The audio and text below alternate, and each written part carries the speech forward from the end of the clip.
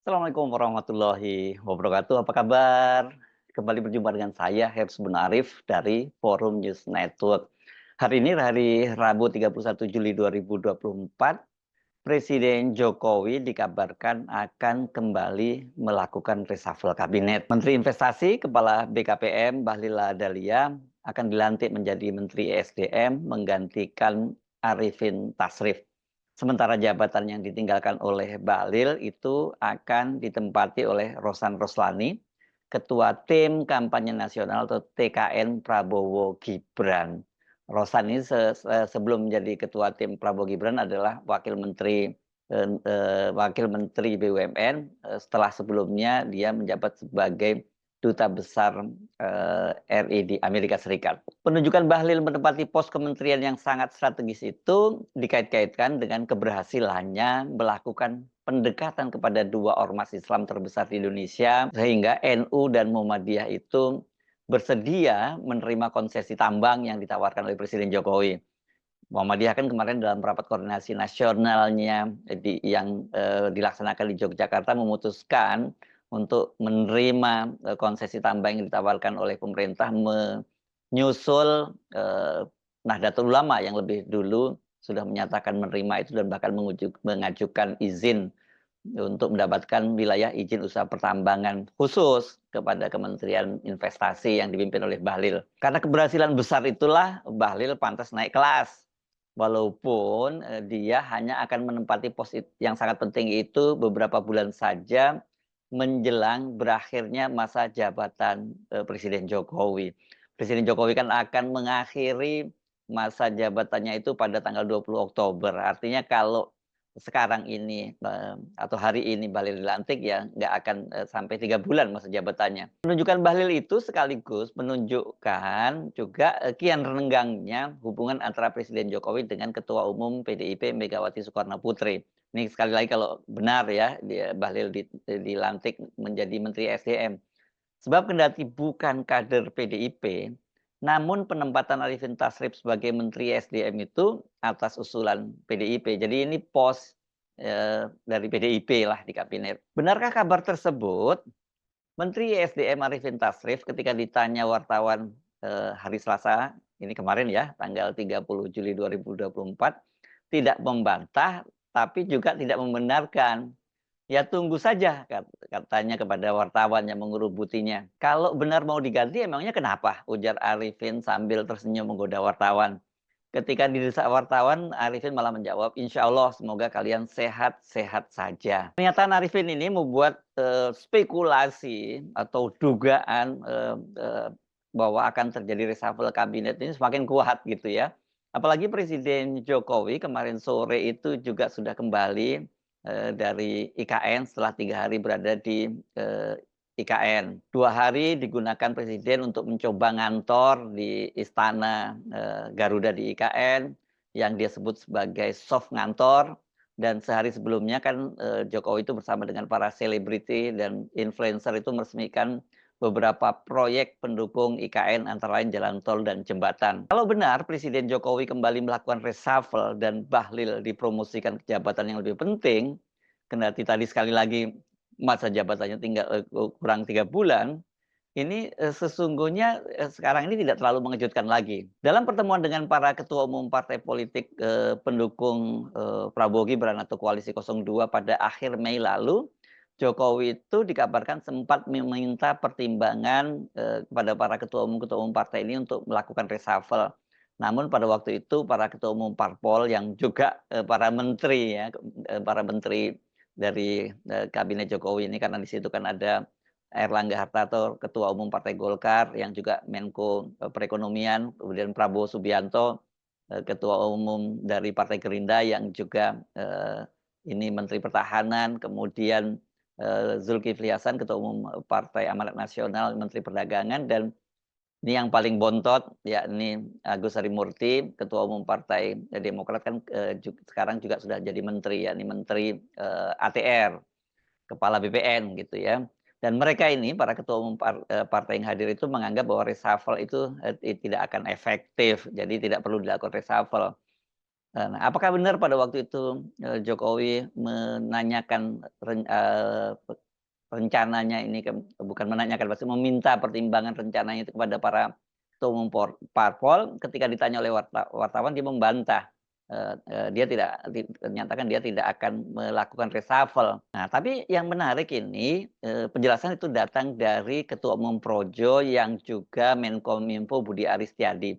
Kendati dia tidak secara langsung membenarkan, tapi ketika ditanya oleh wartawan dia menyatakan jika benar, reshuffle itu adalah kewenangan hak prerogatif presiden. Itu jawabannya Budi Ari. Ini tentu maksudnya kendati sudah menjelang akhir masa jabatan dan kalau presiden kemudian menginginkan ada reshuffle ya tidak ada salahnya. Kendati akhirnya tidak jadi dilakukan reshuffle, nah secara mengejutkan tiba-tiba pada tanggal 18 Juli lalu Presiden Jokowi mengangkat dan melantik 3 orang wakil menteri. 3 wakil menteri baru itu yang oleh para netizen disebut sebagai wamen magang itu terdiri dari Wakil Menteri Keuangan Thomas Ciwandono, Wakil Menteri Pertanian Sudaryono, dan Wakil Menteri Investasi Yulio Tanjung. Thomas dan Sudaryono adalah orang dekat Prabowo.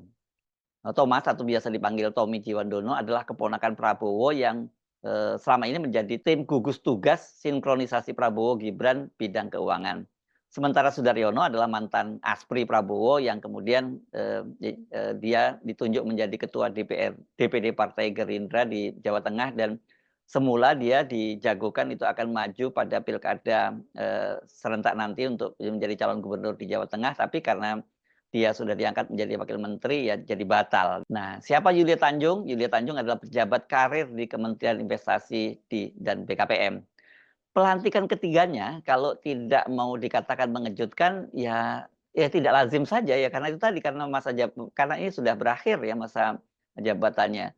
Tapi mengingat Prabowo selalu mengklaim bahwa pemerintahannya merupakan kelanjutan pemerintahan Jokowi, ya pelantikan itu bisa dianggap sebagai bagian dari proses transisi pemerintahan yang tadi oleh para netizen sebut sebagai wamen magang. Nah, kalau benar Bahlil dilantik jadi Menteri ESDM, apakah ini juga bagian dari proses transisi tersebut? Atau ini cara Jokowi mengamankan Bahlil yang dikenal sebagai figur yang sangat loyal dan dianggap banyak membantu Jokowi, khususnya yang terakhir ini berhasil melakukan misi mendekati NU dan Muhammadiyah. Ini kan Anda masih ingat ya, tidak lama setelah pasangan Prabowo Gibran dinyatakan menang Pilpres itu, kan Jokowi disebut-sebut menitipkan 4 orang menterinya itu agar tetap dipakai di kabinet Prabowo Gibran ini.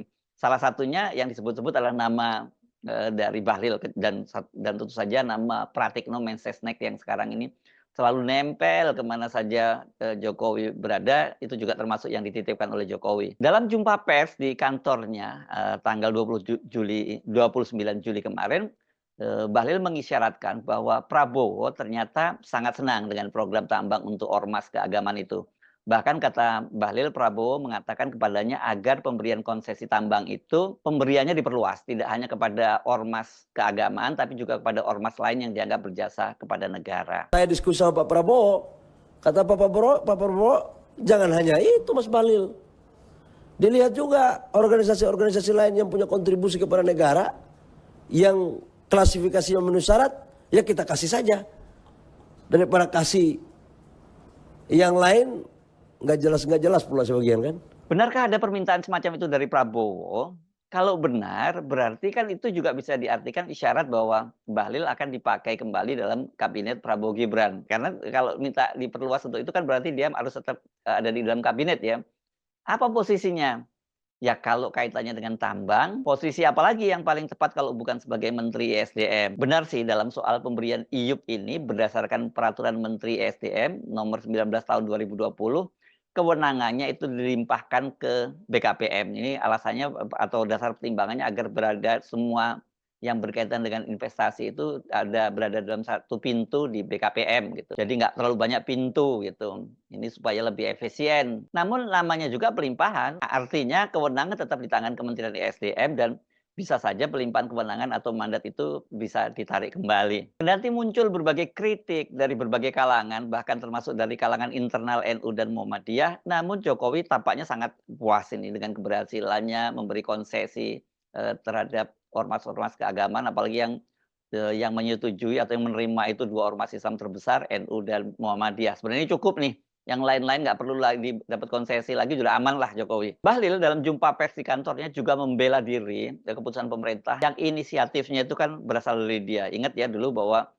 sempat terjadi ketegangan antara Bahlil dengan Pak Luhut Panjaitan, Menko Marinvest, yang menolak gagasan itu, tetapi ternyata gagasan dari Bahlil itu ternyata disetujui oleh Presiden Jokowi. Menyangkut dengan izin tambang, organisasi kemasyarakatan, alhamdulillah kemarin saya baca di berita Muhammadiyah setelah melalui kajian panjang itu menerima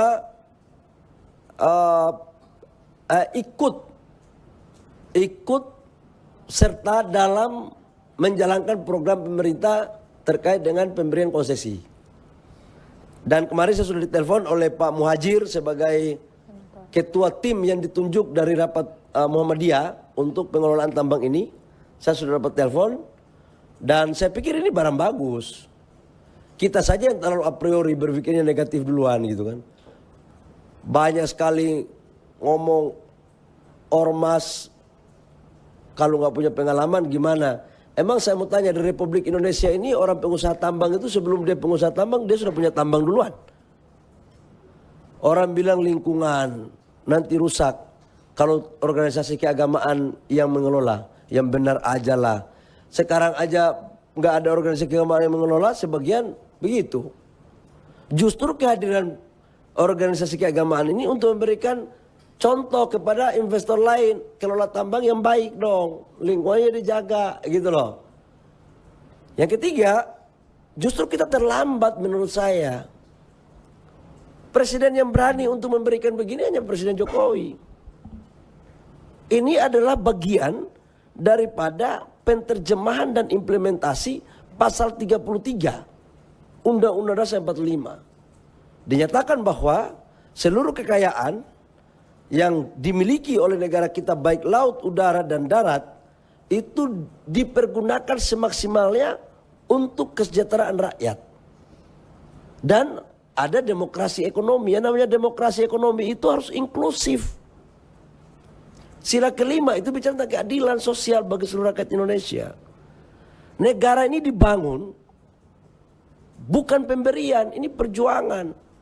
Yang diperjuangkan oleh tokoh-tokoh agama, baik Islam, Kristen, Katolik, Buddha, Hindu. Pada saat Indonesia kita merdeka, agresi militer tahun 48, yang membuat fatwa jihad siapa? Para ulama. Bukan para konglomerat, bukan para pengusaha-pengusaha itu.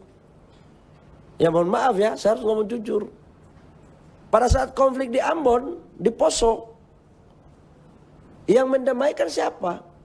Tokoh-tokoh agama semua. Masa di saat Indonesia sakit, yang disuruh merawat Ibu Pertiwi, tokoh-tokoh agama. Pada saat Indonesia pesta pora, tokoh-tokoh agama dibilang nggak boleh terima. Yang bisa terima hanya Konglo aja.